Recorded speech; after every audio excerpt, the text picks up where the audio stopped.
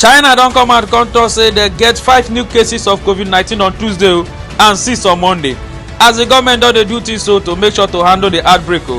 China don put some of their obodo cities for the northeastern provinces of Jilin and Liaoning under strict lockdown after the new outbreak of coronavirus. China, where this coronavirus will start from Wuhan, wey kill about 4,638 people from COVID-19. They be don dey free from the virus since the end of April. The obodo city of Shulan, wey get over 700,000 people. Shulan wey be say they don close down since on Monday to control the new cases of COVID-19.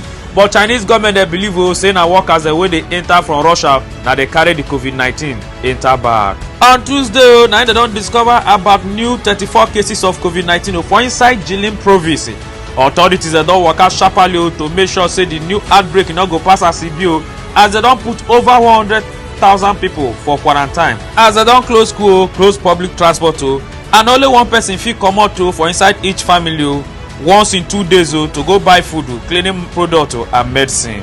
Before you enter any store, na only people that wey say they get QR code for inside their phone and health code app wey fit show say the customer don test of coronavirus and no get the virus.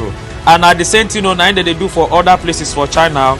The people of China, they really protect themselves and their family politically, socially and economically. China no wan face another plenty COVID-19 infection as the government also know very well. This na Man About Town, reporting for Pidgin News Network.